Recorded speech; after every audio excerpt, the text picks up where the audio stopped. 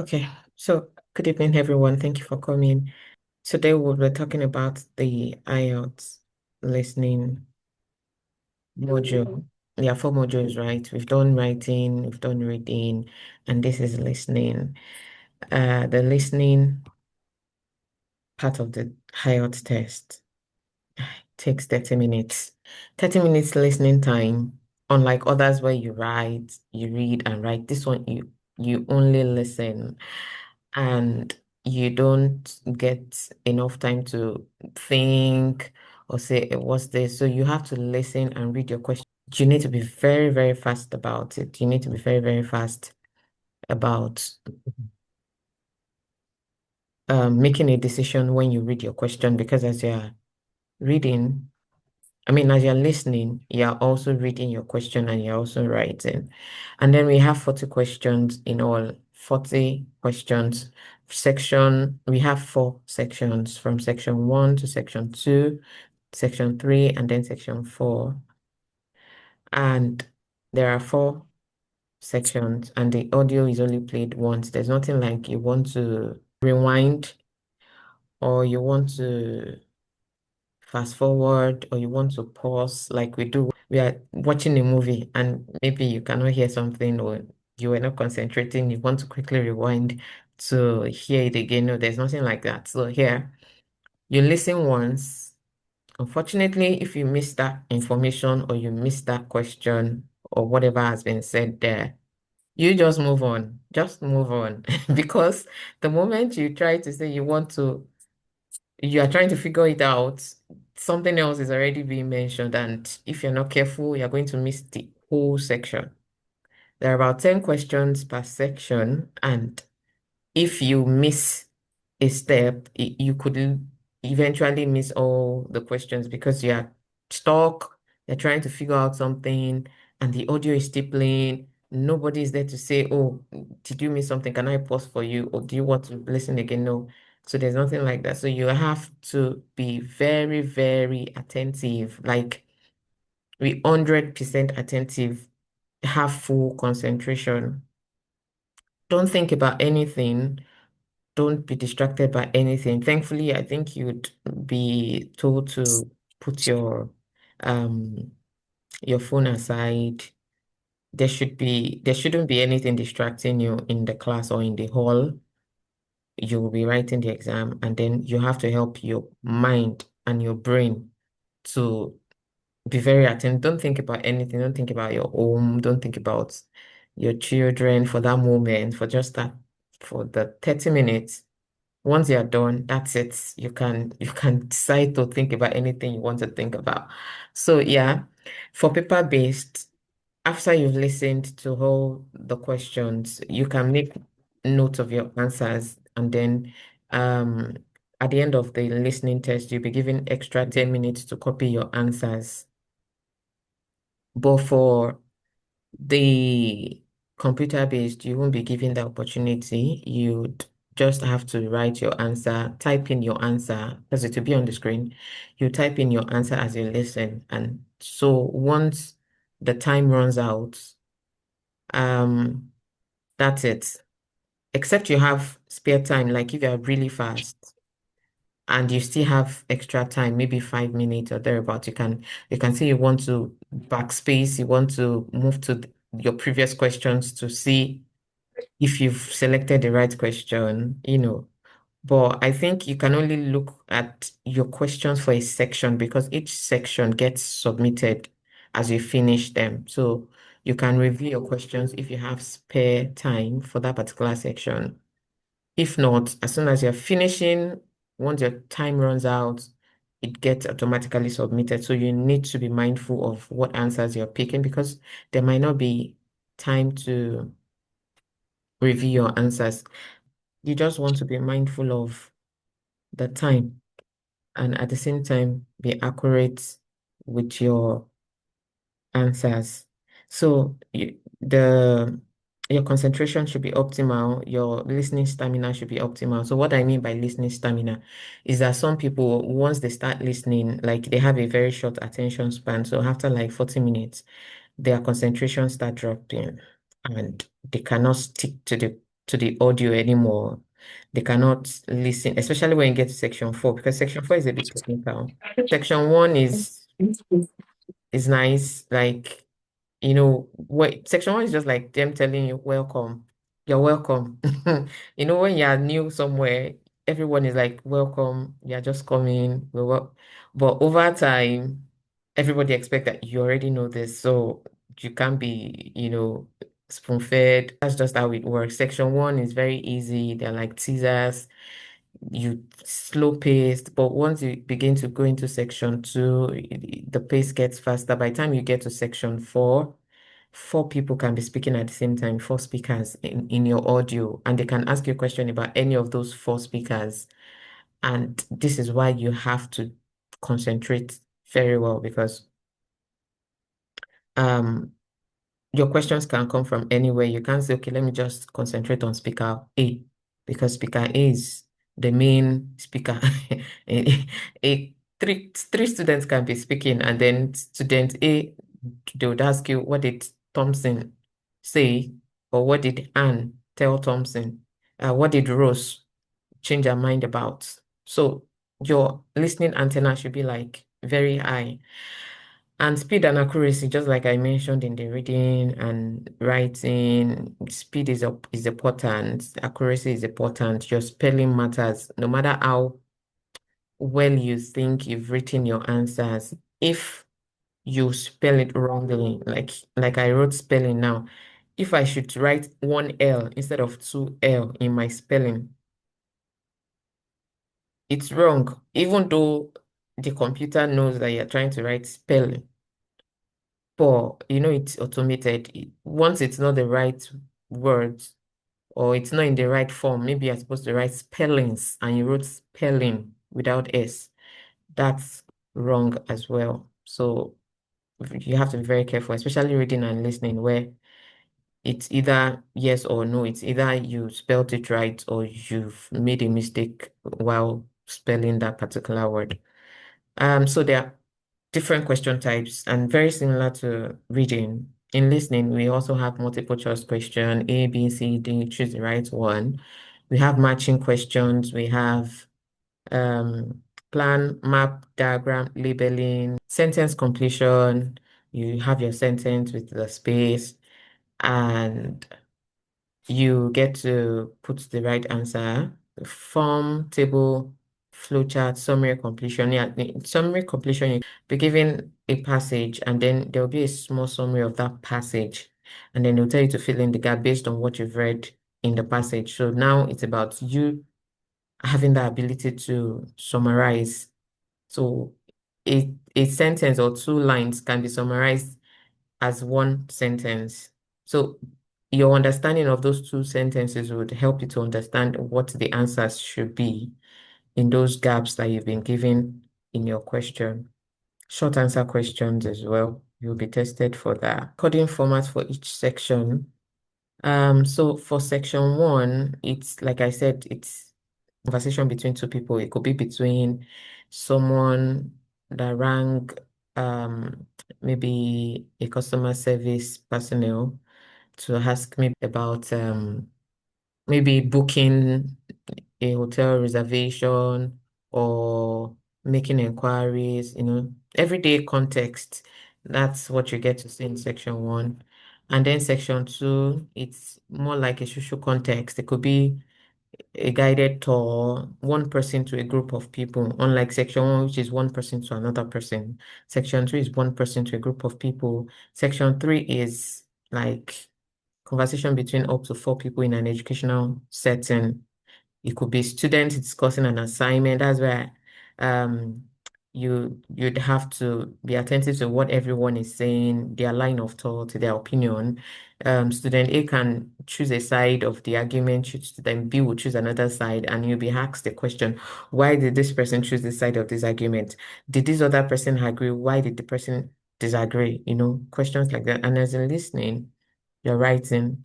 Sometimes if it's computer based, it could be just drop down and then you see your answer and you choose it. It could be um ticking the box, and it could be typing it out depending on what format you've been given. So for paper-based test takers, this is one hint that has always worked for me each time, or in the past when I wrote the paper-based test. You'll be given, I think, about 20 seconds to check your work before you go to the next section. I would advise that instead of using that time or the whole of that time to check your answers, you should please scan through it so that you have an idea of what you'll be asked next, and you can picture it in your head that, okay, this is likely to be something that will be talked about in the next tape. And I should have this in mind. Like they could say, this group traveled by dash. So you know that that question is talking about maybe transport, movement to a particular place. So you will know in your mind that the next step you'll be listening to in section 2 or 3 or 4, depending on what stage you are in the test, you would know that, okay, I have to listen out for the mode of transport. So it prepares your mind when you use that 10 seconds. I can't remember how many minutes or seconds exactly you'll be given to review your answers. But for if you want to be smart about it, of course, you can review your answer very quickly in 2 seconds and then quickly turn the pages of your question, I mean the paper, and then scan through the next set of questions. It just helps you to prepare your mind for the audio that you listen to next. And then once it start playing, you are better off because you've read through the question already. So that's my in for you for the paper-based test takers. But for the computer-based, sorry, there's nothing like seeing the questions ahead of time. So you just have to be very, very attentive. Like as it's playing, boom, whole of your mind is into it. Like my heart is usually beating very fast when I'm doing IELTS, like listening, because you cannot afford to miss anything. Because as you're listening, you're writing, you're reading, you're typing. Your brain is like doing three things at the same time. So you don't want to be distracted. You don't want, like, you are trying to force your mind to be 100% on that thing, and you have to just train yourself to do that even when you're practicing. When you're practicing, don't do rewind, pause. You're not helping yourself if you do that. You need to practice like you're in a typical exam setting, like you are under exam conditions. Don't just play it. If you miss it, don't pause, don't rewind. Continue, mark yourself. I mean, don't, if you skip those questions rather, and you're not able to put the answers there, leave it. By the time you're calculating your total answers or your total score, give yourself what you have gotten like you're in an exam. That would help you to prepare your mind for the next attempt that, so I have to ensure that I don't miss any question this time. I have to listen well. When you practice, ensure you listen for all the answers and don't think too much about anyone you can't figure out, because if you think too much, you'll miss out the rest of the tape. And missing one question is better than missing five because you're worried about one. You now end up missing five, and that's disastrous because you don't even know if the ones you've chosen are correct, and you don't want to now do, like, shoot yourself in the leg more by missing out questions and not giving yourself the opportunity to attempt them because you were brooding over one question you missed. So it's fine if you miss one question, just ensure that you stay on track and you try to understand what the tape is talking about in the next set of questions. You can even go back to the ones you missed if you have more time. Like there was one I did about 4 or 5 years ago. I can't remember. And because I was not used to the British pronunciation of certain words, I think they were talking about horror films. And the way it was pronounced in the tape, I think it was pronounced like horror movies. And I was just worried, like, what's the speaker saying? What's he saying? And I was stuck, but because I knew that if I get too stuck, I wouldn't move forward and I would miss the rest, I just left it. And at the end of the exam, I went there and I went back to that question. It was paper-based, so I could flip the pages of my book to of the question sheet. And I just kept thinking about it and I was like, God, please just help me to figure out what this is. And thankfully, it just occurred to me that, okay, this is talking about horror movies. The way I said it as horror now, It's not the way it was pronounced. So I'm saying it the Nigerian way. But you need to get conversant with the British way of speaking. Like what we call towel is towel. Like it's the T-O is not to like we say it in Nigeria. It's towel. So there are other words like that we are used to saying it in a different way because of how we've learned it.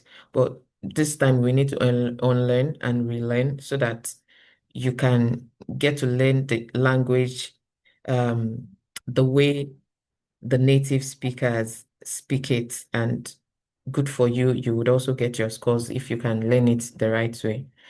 So when it comes to IELTS listening, there are things that are usually assessed. There are skills that are assessed. Number one, can you spot out changed information?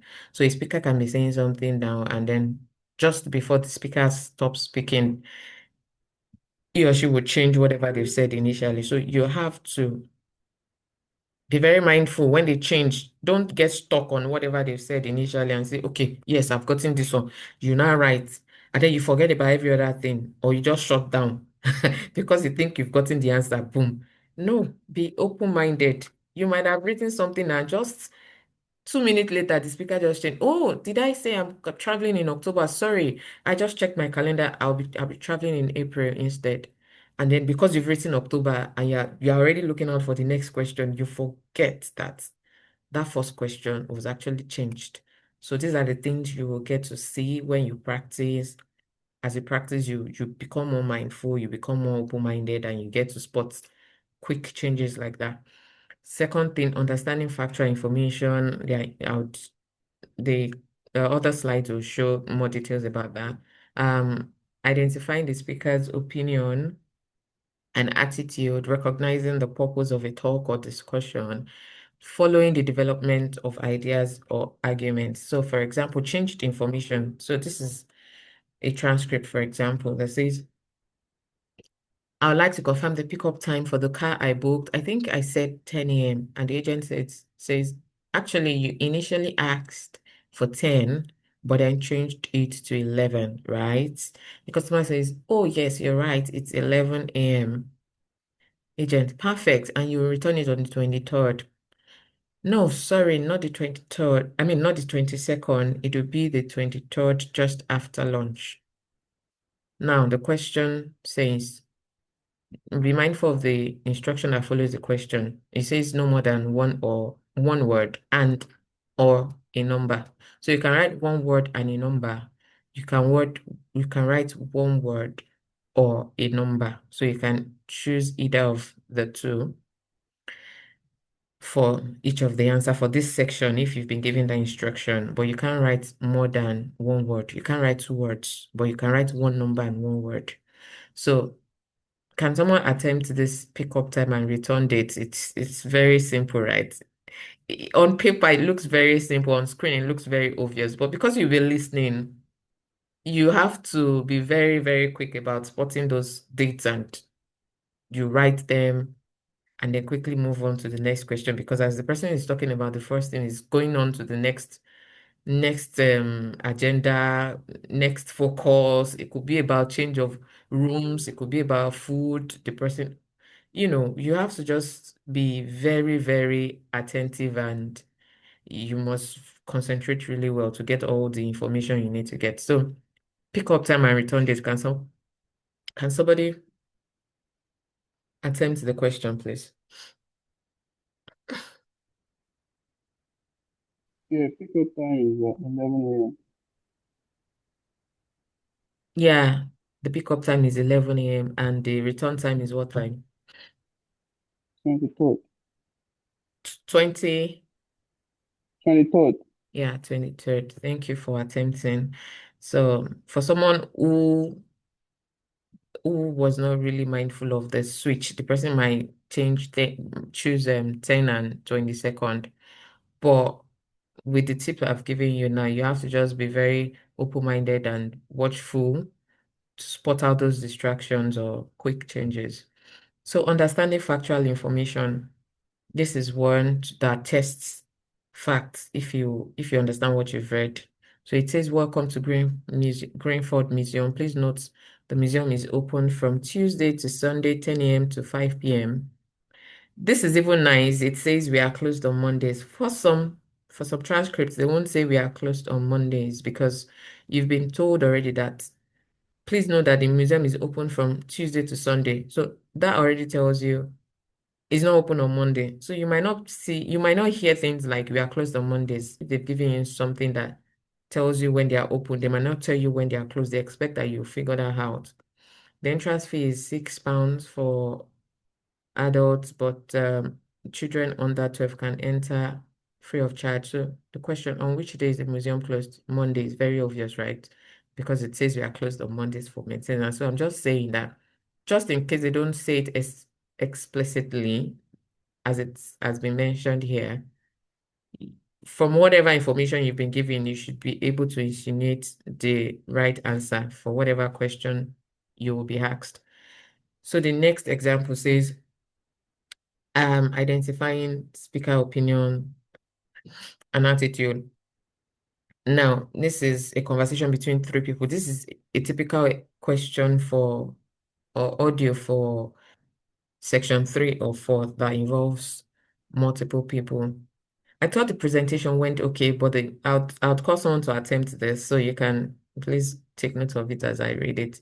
I thought the presentation went okay, but the feedback said we didn't explain our data clearly enough. Yes, true. That's true. That's the tutor speaking. Your research was strong, but the way you presented the findings could have been better. The visuals were a bit confusing.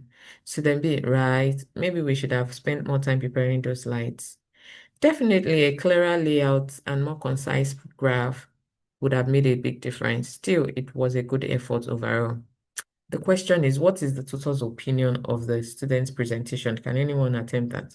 A, it was very poor overall. B, the research was good, but the delivery needed improvement. The slides were excellent, but the speech was weak. I feel the answer should be B. The answer should be what? I should B. B, that's correct. That's correct. The research was good, but the delivery needed improvement. Yes, that's good because you can see that there's a balance in the response of the tutor. He did not say it was totally poor. He said it was, sorry, it says your research was strong, but the presentation wasn't good enough and it could have been improved further. So B had that balance, while A was saying it's totally poor, and C is saying speech was weak. So nothing was mentioned about speech here. It's presentation, the slides, the findings. So C is a distraction. There's nothing being mentioned about speech here. And he didn't say the slides were excellent. He just says the research was strong. So those are the things you should be mindful of.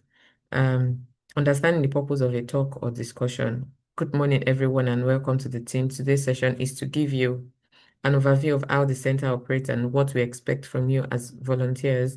I'll walk you through the schedule, explain safety procedures, and outline the roles you'll be filling over the coming weeks. There'll also be time for questions at the end. What is the main purpose of this talk?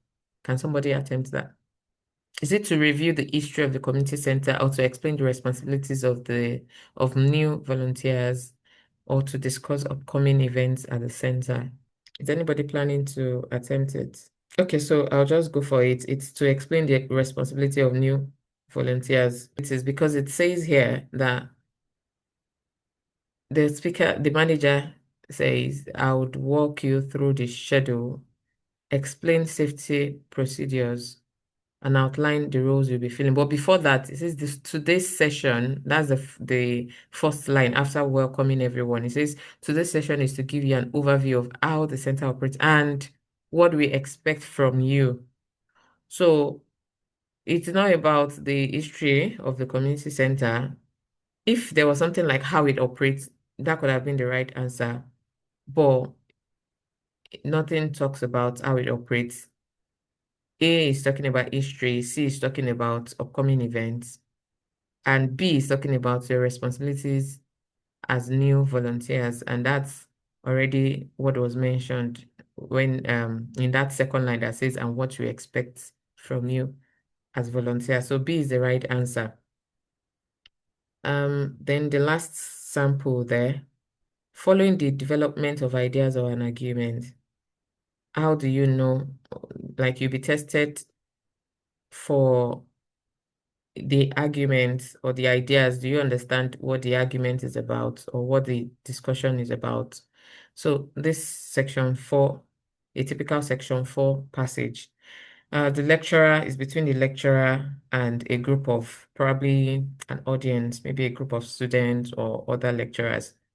In the early 19th century, steam engines revolutionized land transport by replacing horse-drawn carriages with trains. This greatly increased the speed and volume of goods and passengers moved across regions. However, by the mid-20th century, the internal combustion engine had become dominant, giving rise to widespread car ownership. While this offered flexibility and convenience, it also led to serious problems like pollution and congestion. Today, there's a growing shift towards electric vehicles and public transit as cities look for more sustainable solutions. Now, what is the lecturer's main method of presenting the topic? Is it by comparing current transport options across different countries? Obviously, nothing was said about different countries. B, outline key changes in transport technology over time. C, listing advantages and disadvantages of modern vehicles. The answer is B, because it started by talking about horse-drawn carriages, how it increased speed and volume of goods. I mean, how steam engines increased the speed and volume of goods moved across regions because it replaced horse-drawn carriages. And then it moved to the mid-20th century. So it's showing the changes, the evolution, how things happened from 19th century to the 20th century. And then it ended by saying today there's a growing shift. So it's all talking about shifts, changes, evolution, you know. So B is the most appropriate. It says by outlining key changes in transport technology over time. It talks a bit about the disadvantages of modern vehicles, but that is not the essence of the passage. It's not about, because if the essence of the passage is about advantages and disadvantages, you would have seen it from the get-go, from the beginning, that oh, today's vehicles are recognized for this and these. However, they also have some downsides, but that is not what this passage is about, as you can see. It's talking about changes over time.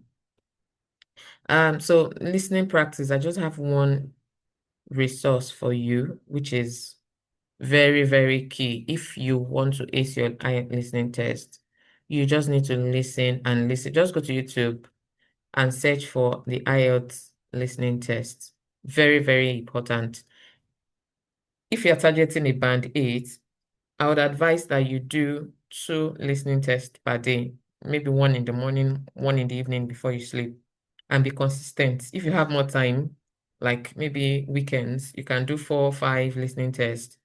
If you want to have a high score, before you attempt your exam, ensure that you already have 36, 37 or thereabouts consistently before you make payments or before you go for your exam. Because if you're still attempting and you're getting scores like 25, 30, well, it depends on the score you are targeting, but if you want to get a very high score, you should start having such scores in your practice before you go for the exam so that you don't waste your money and you don't feel disappointed when you see your scores. Thank you for coming. I'm Abimbola Joseph. That's my number, my email, and my website. And if you have any questions, I'm happy to. Thank you for coming. I'm Abimbola Joseph. That's my number, my email, and my website. And if you have any questions, I'm happy to hear you. So over to you. Please unmute if you have any question. Any Yeah, question? thank you for your time. Yes, thank you so much. You're welcome.